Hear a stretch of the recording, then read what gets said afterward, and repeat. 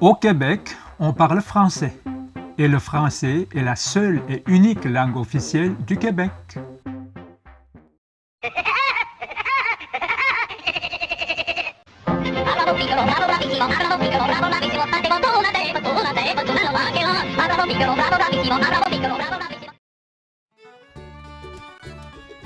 Depuis le dépôt du projet de loi 96 du gouvernement caquiste pour la modification, ou plutôt la fortification de la charte de la langue française, bien nombreux sont ceux qui chialent et crient « injustice ».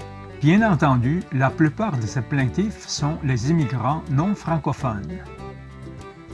En principe, presque tous les immigrants non francophones admis par le gouvernement du Québec sont supposés avoir reçu la formation du français organisée et offerte par le gouvernement du Québec avec les subventions diverses pour faciliter leur apprentissage du français ainsi que leur intégration à la société québécoise, si bien que les pleurnichages des immigrants non francophones sont absurdes, insensés et ridicules.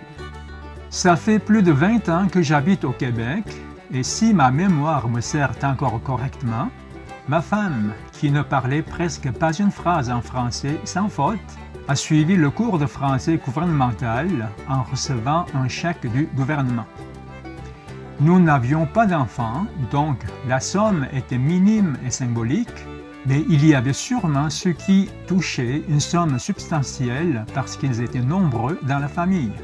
Les soutiens financiers pour les immigrés qui suivent le cours du français gouvernemental sont encore bel et bien en vigueur.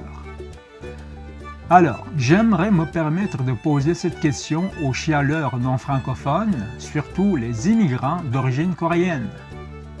Qu'est-ce que vous avez fait avec tous ces soutiens financiers gouvernementaux pour votre formation linguistique du français?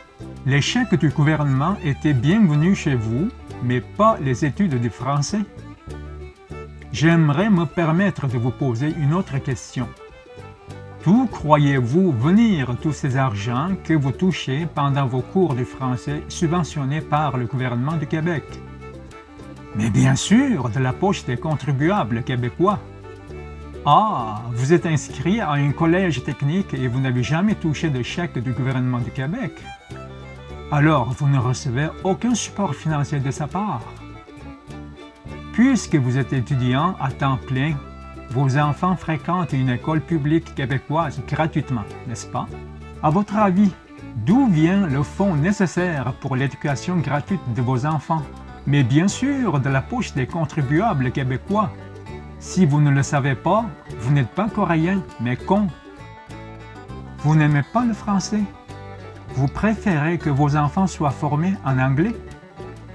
Alors, allez-vous-en! Personne n'est obligé de rester au Québec contre son gré.